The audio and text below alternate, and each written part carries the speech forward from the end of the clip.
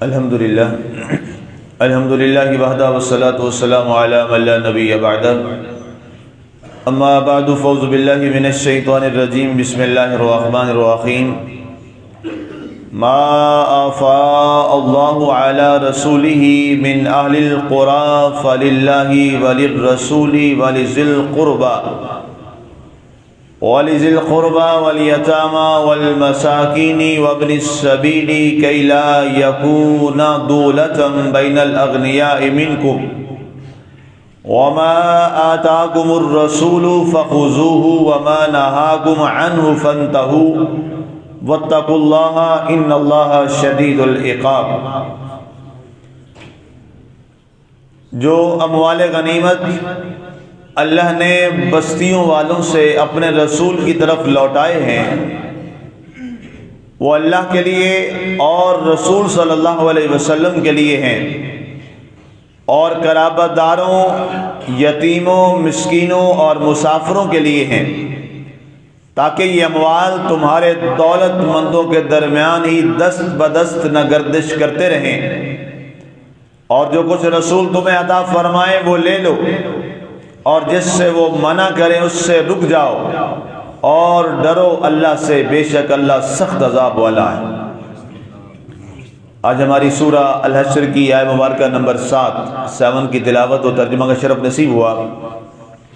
سامعین و ناظرین، کل ہماری گفتگو چل رہی تھی مال غنیمت اور مال فے کے حوالے سے۔ تفصیلاً کل اس پہ بات ہماری ہوئی کہ مال غنیمت کیا ہے اور مال فے کیا ہے۔ اس کے بعد آج کی آیہ مبارکہ میں رب ذوالجلال نے اسی مال فے کے مصرف کا ذکر کیا ہے کہ مال غنیمت جو اللہ تعالیٰ اپنے نبی صلی اللہ علیہ وآلہ وسلم کو عطا فرماتا ہے تو مال فے خرچ کہاں کرنا ہے۔ تو ارشاد ہوا ما آفا اللہ علی رسولہ من اہل القرى فللہ وللرسول۔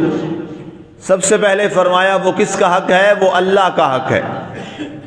اس بات میں تو کوئی دوسری رائے نہیں ہے کہ دنیا میں جس کے پاس جو بھی مال ہے، جو بھی اس کی ملکیت ہے، وہ ہم سب کی عارضی ملکیت ہے، مستقل ہم میں سے کوئی بھی کسی چیز کا مالک نہیں ہے۔ یہ اللہ تعالیٰ کی عطا سے جس کے پاس جو مال ہے، جو دولت ہے، جو علم ہے، جو اولاد ہے، جو منصب ہے، جو مرتبہ ہے، یہ سب کس کا ہے؟ اللہ کا عطا کردہ ہے۔ تو فرمایا سب سے پہلے اس کا مالک کون ہے؟ فللہ، اللہ کی ذات مالک ہے۔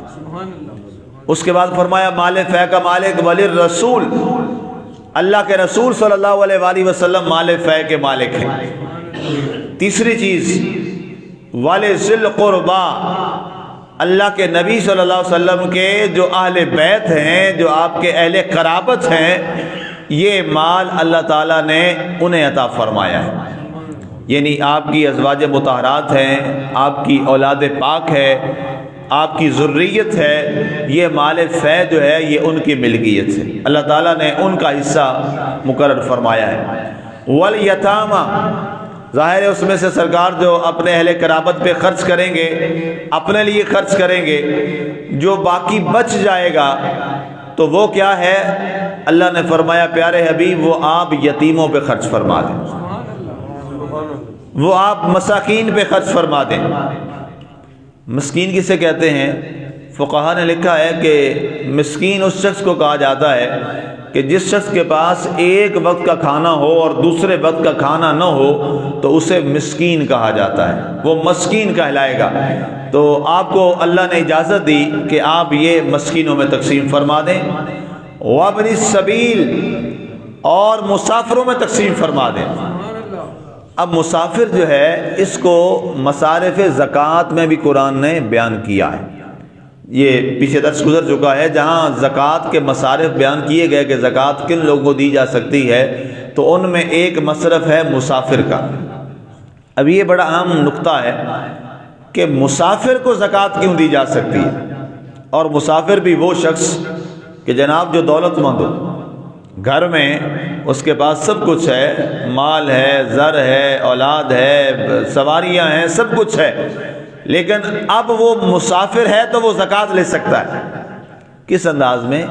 اس لیے کہ اللہ کے نبی صلی اللہ علیہ وسلم نے فرمایا، چونکہ وہ جو زمانہ تھا اس زمانہ میں جو سفر کی کیفیات تھی وہ بڑی مشکل تھی۔ ظاہر ہے نہ وہ رابطے کا تعلق، نہ یہ رقم اور پیسے کی ٹرانزیکشن کا یہ نظام۔ آج تو ظاہر ہے اس لحاظ سے کوئی مسافر بنتا ہی نہیں ہے، اس لحاظ سے کہ ایک کارڈ ہے کسی کے پاس، اے ٹی ایم کارڈ کہہ لیں یا کریڈٹ کارڈ کہہ لیں، ٹھیک ہے، وہ سب کے پاس موجود ہے، موبائل فون ہے اس کے اندر پیسے موجود ہوتے ہیں، تو کوئی شخص جہاں جہاں بھی موجود ہے شہر میں تو اس کے پاس سارا کچھ موجود ہوتا ہے، بینکس کی سہولیات ہے، لیکن اس کے باوجود اسلام نے جو رول اور اصول دیے ہیں وہ تو آج بھی قائم ہیں۔ فرض کیا کوئی شخص ایک ایسے مقام پہ رہتا ہے یا شہر میں ہی آیا ہے، اس کا والیٹ ہی چوری ہو گیا، سارے کارڈ بھی اس میں چوری ہو گئے، موبائل فون ہے وہ بھی چوری ہو گیا، اب اس کے پاس سب کچھ موجود ہے لیکن اس کے وطن میں ہے، اس کے شہر میں ہے، اور یہاں اس کے پاس اب کچھ نہیں ہے۔ تو اسلام نے یہ فرمایا ہے، قرآن میں اللہ نے یہ فرمایا ہے کہ وہ شخص چونکہ اس وقت ضرورت مند ہے، اس لمحہ اس کو ضرورت ہے، چاہے اس کے گھر میں کروڑوں بھی پڑے ہوئے ہیں لیکن اب وہ فقیروں کی طرح کھڑا ہے، اس کے پاس کچھ نہیں ہے، تو اسلام نے فرمایا ہے، اللہ تعالیٰ فرماتا ہے کہ زکوٰۃ سے اس مسافر کو پیسے دیے جا سکتے ہیں اور وہ لوٹانے کا پابند بھی نہیں ہے، چونکہ جس وقت دیے جا رہے ہیں اس وقت جو اس کی کنڈیشن ہے وہ فقیروں والی ہے۔ تو اس بنیاد پر یہ فرمایا گیا کہ وابن السبیل، اے پیارے حبیب صلی اللہ علیہ وسلم جو مسافر آتے ہیں آپ مسافروں پر بھی یہ مال خرچ کر سکتے ہیں، اور خاص طور پر آپ کے پاس جو مسافر ہوتے تھے وہ صفہ میں ہوتے تھے، وہاں پر جتنے طالب علم تھے وہ سارے کے سارے مسافر، اکثریت مسافروں کی تھی جو اپنے علاقے چھوڑ کے آئے تھے، تو آپ زیادہ سے زیادہ جو مال ہوتا تھا غنیمت میں سے بھی اور مال فے میں سے بھی وہ آپ صفہ میں پڑھنے والے جو صحابہ کرام تھے وہ آپ ان کے کھانے پینے پر خرچ فرمایا کرتے تھے۔ حتیٰ کہ ایک جب غزوہ سے واپس تشریف لائے تو کچھ لونڈیاں جو ہیں وہ مال غنیمت میں آئیں، تو آپ کی صاحبزادی سیدہ طیبہ طاہرہ سیدہ فاطمہ الزہرا سلام اللہ علیہا، آپ نے عرض کی یا رسول اللہ وسلم اتنی ظاہر ہے مصروفیات ہیں، بچے بھی ہیں، عبادات بھی کرنی ہوتی ہیں، تو چکی بھی خود بیچتی ہوں، اب تو ہاتھوں میں بھی اور پاؤں میں جو ہے وہ متورم ہو جاتے ہیں، اگر آپ مہربانی فرمائیں تو مال غنیمت میں لونڈیاں آئی ہیں تو ایک لونڈی اپنی صاحبزادی کو بھی عطا فرما دیں۔ اور صاحبزادی بھی کون سی ڈیمانڈ کر رہی؟ جو آپ کی محبوبہ صاحبزادی، جس کے لیے کل میں نے عرض کیا کہ ساری دنیا کے لیے، ساری کیا ہے عظمت مصطفیٰ یہ ہے کہ ساری دنیا سرکار کے لیے کھڑی ہوتی تھی اور سرکار سیدہ زہرا کے لیے کھڑے ہو جایا کرتے تھے، وہ صاحبزادی ڈیمانڈ کر رہی ہے، تو آپ نے فرمایا بیٹی کیا میں تجھے اس سے بہتر نہ عطا فرما دوں؟ حضرت یا رسول اللہ صلی اللہ علیہ وسلم آپ بہتر فرما دیں۔ آپ نے فرمایا 33 بار سبحان اللہ پڑھو، 33 بار الحمدللہ پڑھو اور 34 بار اللہ اکبر پڑھو، یہ تمہارے اس سے کہیں زیادہ افضل ہے۔ اور آپ نے وہ لونڈی اپنی صاحبزادی کو عطا نہیں فرمائی، اور آپ نے فرمایا بیٹے یہ لونڈیاں جو ہیں ان کا جو بیچ کے جو پیسے ہیں وہ میں اصحاب صفہ پہ خرچ کرنا چاہتا ہوں جو وہاں پر دین کا علم حاصل کر رہے ہیں۔ یہ اس سے یہ بھی بات ہمیں سمجھ آتی ہے کہ اللہ کے دین کی راہ میں خرچ کرنا یہ سب سے زیادہ عظمت کا متحمل ہوتا ہے، اس لیے کہ اس میں دو چیزوں کا فائدہ ہو رہا ہے، ایک تو آپ اللہ کی راہ میں دے رہے ہیں اور دوسرا آپ کے اس پیسے سے علم دیا جا رہا ہے۔ اور دنیا میں جو سب سے محبوب چیز جو اللہ تعالیٰ کو سب سے زیادہ پسند ہے دونوں لوگوں کو دینے کے لیے وہ کیا ہے؟ وہ علم ہے، وہ علم کی دولت ہے۔ اور اسی بنیاد پہ اللہ تعالیٰ نے قرآن پاک میں فرمایا والذین اوتوا العلم درجات، فرمایا جنہیں ہم علم سے نوازتے ہیں انہیں سب سے بلند درجہ عطا فرماتے ہیں۔ اور دوسرے مقام پہ فرمایا هل يستوي الذين يعلمون والذين لا يعلمون، کیا عالم اور جاہل برابر ہو سکتے؟ کبھی نہیں برابر ہو سکتے۔ فرمایا ان کے لیے تو یہ مقام ہے کہ الحیتان فی البحر، فرمایا جو مچھلیاں سمندروں میں ہیں وہ بھی اہل علم علماء کے لیے دعا کرتی۔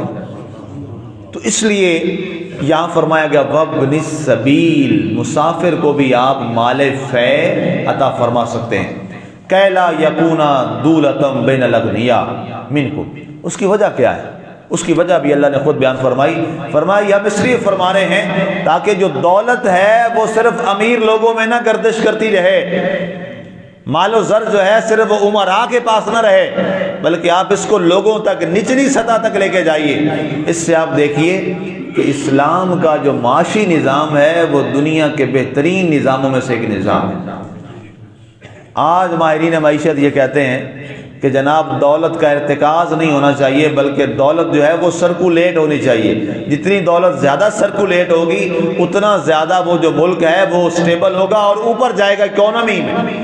اللہ تعالیٰ نے 1500 سال پہلے قرآن میں مسلمانوں کو یہ اصول دے دیا، فرمایا دولت کو کبھی امراء میں اکٹھے نہ ہونے دینا، بلکہ دولت کی سرکولیشن کرتے رہنا، اس کو سرکولیٹ کرتے رہنا۔ جتنی زیادہ دولت سرکولیٹ ہوگی اتنا تمہارا جو غریب طبقہ ہے، نچلا طبقہ ہے، وہ بلند ہوگا اور ان کے حالات بہتر ہو جائیں گے۔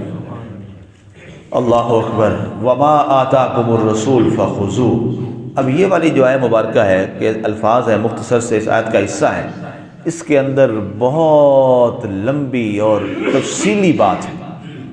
وما آتاکم الرسول فخذوہ، اے لوگو اللہ کا رسول تمہیں جو عطا فرمائے وہ لے لو۔ سبحان اللہ۔ اللہ کے رسول تمہیں جو عطا فرمائے وہ لے لو۔ اس کا مفہوم اتنا وسیع ہے کہ اسی پر کئی گھنٹوں لگ سکتے ہیں کہ اللہ کا رسول صلی اللہ علیہ وسلم تمہیں جو عطا فرمائے اس کو لے لو۔ اس میں سارے فرائض بھی شامل ہیں۔ اللہ کے رسول تمہیں تحفے کے طور پہ نماز عطا کر رہے ہیں، اس کو لو اور اس پر عمل کرو۔ اللہ کے رسول صلی اللہ علیہ وسلم تمہیں تحفے کے طور پہ روزے عطا فرما رہے ہیں، اس کو لو اور اس پہ عمل کرو۔ اللہ کے رسول صلی اللہ علیہ وآلہ وسلم تمہیں زکوٰۃ عطا فرما رہے ہیں، اس کا فریضہ ادا کرو اپنے مال سے، صاحب استطاعت پہ فرض ہے، اس کو لے لو، اس پہ عمل کرو۔ اللہ کے رسول صلی اللہ علیہ وسلم تمہیں پیاری سیرت دے رہے ہیں، اس کو اڈاپٹ کرو اور اس پہ عمل کرو۔ اللہ کے رسول صلی اللہ علیہ وآلہ وسلم تمہیں اسوہ کامل عطا فرما رہے ہیں، اس کو لے لو اور اس پہ عمل کرو۔ وما نہاکم عنہ فانتہوا، اللہ کے رسول تمہیں جن باتوں سے روک رہے ہیں ان سے رک جاؤ۔ اب اوامر اور نہی پورا اسلام اس میں آ گیا۔ جس چیز کا اللہ کے رسول نے حکم دیا وہ کرو، اور جس سے اللہ کے رسول نے منع کر دیا ہے اسے رک جاؤ۔ یہ پورا اسلام ہے۔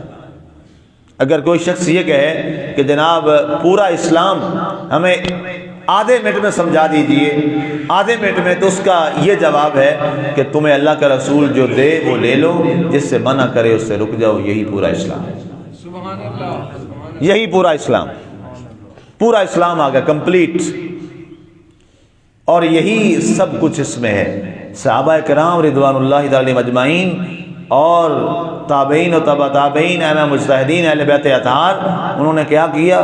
انہوں نے سادہ سی بات اور سادہ سے اس جملے پہ عمل کیا۔ سرکار جو فرماتے تھے وہ ان کے لیے حرف آخر اور اس پہ عمل، اور جس سے سرکار منع فرماتے تھے وہ ان کے لیے حرف آخر، اور انہوں نے زندگی میں کبھی وہ نہیں کی۔ بس انہوں نے کبھی اس کی دلیل بھی نہیں پوچھی، کبھی وجہ بھی نہیں پوچھی، کبھی بھی اس کی وجہ نہیں پوچھی۔ عرب کے اندر جو سب سے بڑا بزنس تھا، جو کہ کھجور، وہاں انگور بہت زیادہ ہوتا ہے، اس سے نبیذ بنتی ہے، شراب بنتی، تو سب سے بڑا جو کاروبار ہوتا تھا وہ شراب کا ہوتا تھا۔ شراب کے حرام ہونے سے پہلے، تب کی بات کر رہا ہوں، اوائل اسلام میں، تو جب شراب کے بارے میں حرمت آئی تھی تو کہتے ہیں کہ مکہ و مدینہ کی گلیوں میں پانی کی طرح، سیلاب کی طرح شراب بہا دی گئی، اور سارے بزنس انہوں نے توڑ کے رکھ دیے، سارے مٹکے توڑ کے رکھ دیے اور زمین پہ اس کو بہا دیا۔ لوگوں نے کہا کہ کچھ لوگوں نے یہ کہا، ان میں جو منافقین تھے، کہتے جناب اس کو بیچ لیتے۔ انہوں نے کہا نہیں، جس کو میرے نبی نے پھینک دیا ہے ہم نے بھی اس کو پھینک دیا۔ اس کو پھینکنے کا نبی صلی اللہ علیہ وسلم نے حکم دیا کہ یہ حرام ہے، ناپاک ہو گئی ہے۔ اللہ نے آیت اتار دی ہے، انما الخمر والمیسر والانصاب والازلام رجس من عمل الشیطان، اسے شیطانی عمل کہا ہے اور ناپاک کہا ہے، اس کا پیسہ بھی حرام ہے، ناپاک ہے۔ تو آج کے بعد یہ ہمارے لیے ناپاک اور حرام ہے، چاہے جتنا بڑا بزنس۔ آج ہمارے لیے یہ سبق ہے، ہم کہتے ہیں جی کیا کریں، بزنس چلانا ہے۔ کیا بزنس آج کے صرف مسلمان نے چلانا ہے؟ پہلے نہیں ہوتے تھے بزنس؟ کیا کریں جی، یہ کام نہ کریں تو بزنس نہیں ہوتا، یہ کیسے ہو سکتا ہے؟ اللہ فرماتا ہے کلوا من طیبات ما رزقناکم، کہ کھانے میں سے کھاؤ جو اللہ تمہیں حلال پاک دے۔ اللہ نے قرآن میں فرمایا ہو تو کیا مسلمان کے لیے اس نے پاک اسباب نہیں پیدا فرمائے؟ ایسا ہو ہی نہیں سکتا، یہ بہانے ہیں کہ جناب ہوتا نہیں ہے کاروبار حلال طریقے سے، یہ سب جھوٹ ہے، یہ سب جھوٹ ہے اور یہ قرآن کے خلاف ہے۔ جنہوں نے پاک مال کھایا کمایا، صحابہ عبد الرحمن بن عوف رضی اللہ عنہ سے بڑا تاجر کون تھا؟ حضرت عثمان غنی ذو النورین رضی اللہ تعالیٰ عنہ سے بڑا تاجر کون ہے آج، اگر ان کی تجارت کو دیکھا جائے آج سے؟ تو اس لحاظ سے جو اللہ کا نبی تمہیں جس سے منع کرے اس سے رک جاؤ، واتقوا اللہ، اور آخر میں فرمایا اللہ سے ڈرو، تقوی اختیار کرو، اللہ سے ڈرو، ان اللہ شدید العقاب، اللہ بڑا سخت سزا دینے والا ہے، اللہ بہت سخت سزا دینے والا ہے۔ اللہ تعالیٰ کی ذات ہمیں جو رسول عطا فرمائے وہ لینے اور جس سے منع فرمائے اس سے رکنے کی توفیق عطا فرمائے، آمین۔ وما علینا الا البلاغ المبین۔